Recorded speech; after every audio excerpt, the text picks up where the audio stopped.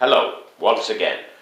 This is me, Leonard Wells, broadcasting as usual from Haslington, north of Manchester in the UK, on Thursday the 13th of January 2011.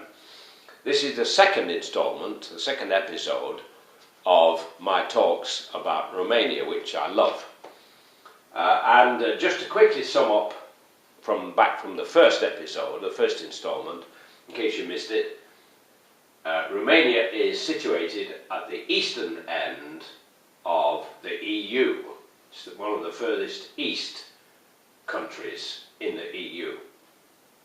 It's on the Black Sea, with a huge port called Constanța on the Black Sea. And at one time, millions of years ago, the Black Sea and the Mediterranean were dry, and the tectonic plate of Africa pushing up against the tectonic plate of Europe pushed Spain around and formed the Bay of Biscay, and eventually the join, 14 kilometers between Spain and Morocco, broke away, separating Africa from Europe. And a waterfall, the biggest that there has ever been on this planet, lasting 2 years, filled the Mediterranean and the Black Sea. It must have really emptied quite a chunk of water from the Atlantic and the ocean system. Now, because of its strategic position, Romania has been invaded by everybody, literally. Turks, Mongols, Russians, Germans, French, etc., etc. So this explains why they're happy to be part of the EU, because for 2,000 years we've fought each other and killed each other by the millions. For what? And now we have 2,000 years of peace, the prospect of 2,000 years of peace. So we can really start to rebuild Europe into a fabulous place to live. And it is a great place to live. It's much better than some of the places around us, and it's about time we brought Turkey in as well. It can only bring good. I've done a little video clip about bringing Turkey into the EU as well, which you can watch sometime. Now, I've just come back from 2 weeks in Romania. I have a girlfriend who is going to be my wife, God willing, this year, whom I love very much. Her name is Loredana, and I'm honoured that she could even look at an old man like me. Honoured. I spent 2 weeks there, and it was blooming cold. I can tell you, it was freezing. When I got there, it was dry but cold. We spent Christmas there. Her parents came from the far north and stayed with us. Stayed with her while I stayed in a little hostel around the corner. About the 27th of December, we took a train to Constanța. And believe me, when we got off the train there, I don't think I'd ever been so cold. There was a bitter wind coming in, I think from the Russian steppes, and it was freezing. And we went to visit a cemetery there, and I was quite surprised and enchanted by what was going on in the cemetery, because the death business, if you like, in Romania, the funeral business, is really alive and kicking, pardon the pun.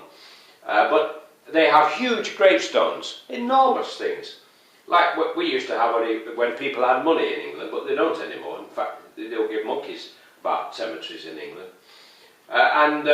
Some of them, they actually build a kind of greenhouse around it, so you can sit inside, out of the rain and the wind, and you can weep without getting wet. Pardon the pun again. Anyway, it was a 4-hour train ride. After the cemetery, we went and stayed in a shopping mall, which was nice and warm, and we had coffee and God knows what else. So we saw the new and the old there. As you came out of the cemetery, the shops, the undertaker shops, were open for business, and they had their coffins on the pavements. Amazing. Anyway, we caught the train back. It's a 4-hour train ride each way, across flat, open areas of land. And the railway trains in Romania are very warm. This is one of the things I like there. They're cheap to travel, they're slow, but you get to see things. Not like a plane where you sort of hurtle down the runway, a few clouds and then and you're there, where you learn nothing other than how to blow your nose to get rid of the pressure problems in your ears. So on the railways you actually learn something. And as we left La Constanța, it started to snow, and by the time we got back to Bucharest, where we'd left in the morning in rain, it had snowed, and there were 6 inches or 150 millimetres of snow. And then it froze. And for the rest of my holiday, most of the pavements were like skating rinks. So I took taxis everywhere, which are dirt cheap but rather hairy, because everybody, including the taxi drivers, drive with a mobile phone glued to their ears. At least that's the impression I get. And I live on impressions. Prince Charles has bought 2 properties here. He likes to look back at the past, and he likes the old romantic image of the peasants in Romania. And there's still plenty of them around. By the way, Roma, in the word Romania, has nothing to do with the gypsies, or the Roma people as they're properly called, who originally came from India. They got the word gypsies because people thought they came from Africa, from Egypt. Anyway, there's lots of bargains around in old properties in Romania, because the old people lived in quite large houses with big chunks of land attached, where they grew fruit trees and kept chickens and stuff, and supplied food to the village and whatever. So they were largely self-sufficient. When the communists came along after the war, they destroyed all that, or tried to.